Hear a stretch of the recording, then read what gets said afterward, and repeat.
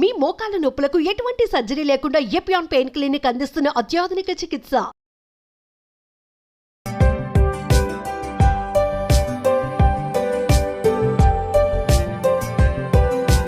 Hello అండి, నేను doctor భానుపూర్ణిమ, ఫిజియోథెరపిస్ట్ని.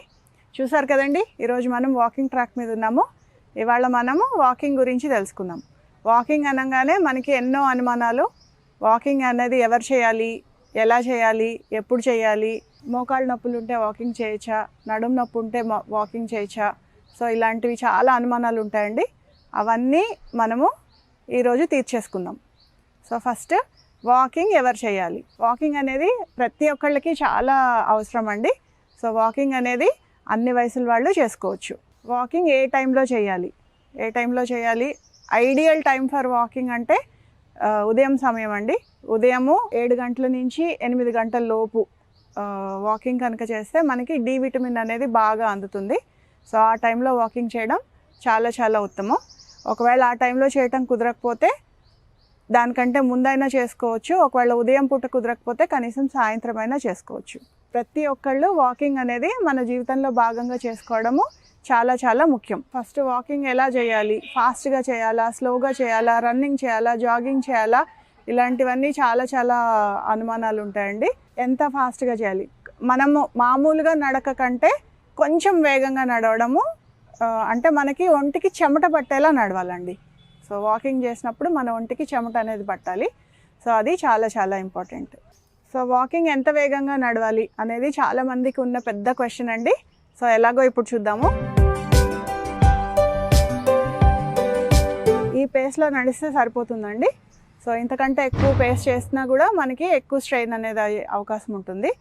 So మనము రెగ్యులర్గా వాకింగ్ చేసేది, మనం మామూలుగా ఇలా వాక్ చేస్తాము, కానీ మనం స్పెసిఫిక్గా ఎక్సర్సైజ్కి వాకింగ్ చేయాలి అన్నప్పుడు సో రెగ్యులర్గా నడిచేదానికంటే కొంచెం వేగంగా సో ఇలా నడిస్తే సరిపోతుంది. సో అడుగు ఎలా వేయాలి? ఎప్పుడైనా కూడా గుర్తుపెట్టుకోండి, మామూలుగా నడిచినా, వాకింగ్ కోసం నడిచినా, సో ఒక అడుగు మనం ముందుకు వేసినప్పుడు రెండో అడుగు ఈ అడుగు కంటే కొంచెం ముందుకు పడాలి.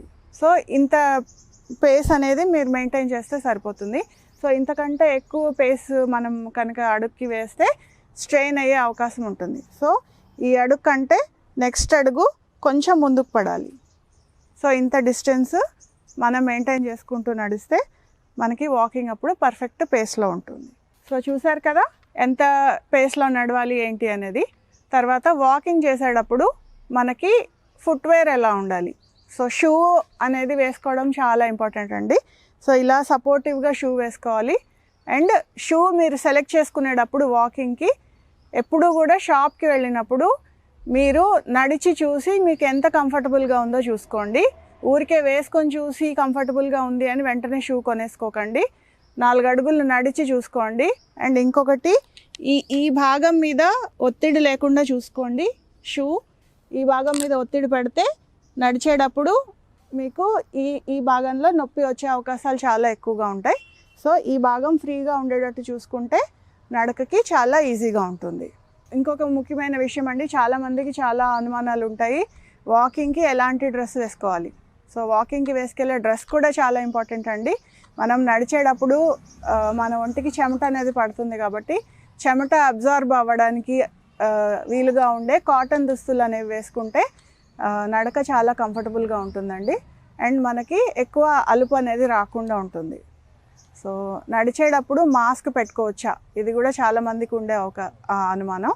సో మాస్క్ అనేది నడిచేటప్పుడు సాధ్యమైనంత వరకు అవాయిడ్ చేయండి. ఇంకొకటి, అందరికీ వచ్చే అనుమానము, ఉట్టి కాళ్ళతో నడవచ్చా?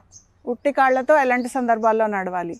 సో మనం షూ లేకుండా ఉట్టి కాళ్ళతో నడవాలి అనుకున్నప్పుడు మట్టిలో కానీ ఇసుకలో కానీ నడిచేటప్పుడు మీరు కావాలంటే షూ తీసేసి నడవచ్చు. వేరే ఎలాంటి సర్ఫేస్లో నడిచినా కూడా కంపల్సరీ మీకు షూ అనేది వేసుకోవాలి. అండ్ ఇంకొక ఇంపార్టెంట్ విషయం నేను చెప్పదలుచుకున్నానండి. వాకింగ్కి వెళ్ళేటప్పుడు నేను చాలామందిని చూశాను, కొంతమంది మేకప్ వేసుకొని వస్తారండి వాకింగ్కి. సో వాకింగ్ చేసేటప్పుడు దయచేసి మేకప్ లాంటివి వేసుకోకండి. ఎందుకంటే మేకప్ వేసుకున్నప్పుడు మన స్వెట్ పోర్స్ అనేవి కంప్లీట్గా క్లోజ్ అయిపోతాయి. సో స్వెట్టింగ్ వచ్చినప్పుడు దాంతో మీకు ఇబ్బందులు ఎదురయ్యే అవకాశం ఉంటుంది. వాకింగ్ ఎంతసేపు చేయాలి? సో ఇది చాలామందికి ఎదురయ్యే ప్రశ్న అండి.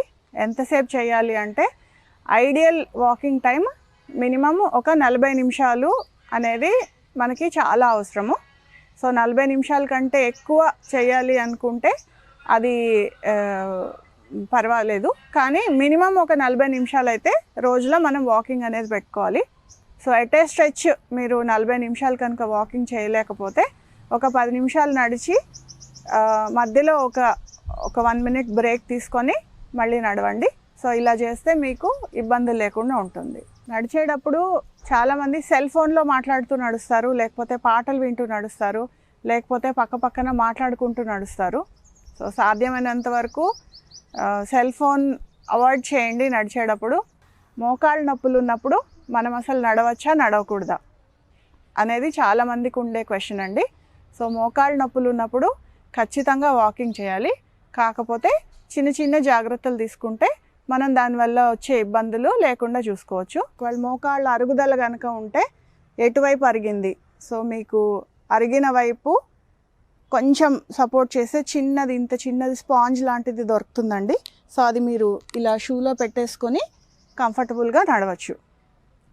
అండ్ మీకు కనుక బ్యాక్ పెయిన్ ఉండి నడవడానికి మీరు కనుక ఇబ్బంది పడుతుంటే నడిచేటప్పుడు నడుముకి బెల్ట్ పెట్టుకొని కంఫర్టబుల్గా నడవచ్చు. హార్ట్ ప్రాబ్లమ్స్ ఉన్న వాళ్ళని డాక్టర్స్ నడవమని అడ్వైస్ చేస్తారండి. సో అలాంటప్పుడు వాళ్ళు ఎలాంటి జాగ్రత్తలు తీసుకోవాలి ఒకసారి చూద్దాం. సో హార్ట్ ప్రాబ్లమ్స్ ఉన్నప్పుడు ఎట్ ఏ స్ట్రెచ్ కంటిన్యూస్గా ఒకటేసారి నడవటం అనేది ఒక్కొక్కసారి ప్రమాదకరం కావచ్చు. సో మీకు కనుక హార్ట్ ప్రాబ్లం ఉంటే సాధ్యమైనంత స్లోగా నడవండి, అంటే చెమట పట్టేటట్టు నడవకండి. సో మెల్లగా నడవండి. అండ్ ఇంకొకటి, మీతో పాటు వాటర్ బాటిల్ ఎప్పుడూ కంపల్సరీ ఉంచుకోవాలి. అత్యవసరంగా ఉపయోగపడే మెడికేషన్ కూడా మీరు ఎప్పుడూ మీతో పాటు ఉంచుకోండి. ఒక 10 నిమిషాలు నడవండి, మధ్యలో ఒక 2 నిమిషాలు రెస్ట్ తీసుకొని మళ్ళీ ఒక 10 నిమిషాలు నడవండి. సో 20 నిమిషాలు ఉదయము, 20 నిమిషాలు సాయంత్రము, రోజులో మొత్తం 40 నిమిషాలు మీరు కంఫర్టబుల్గా నడవచ్చు.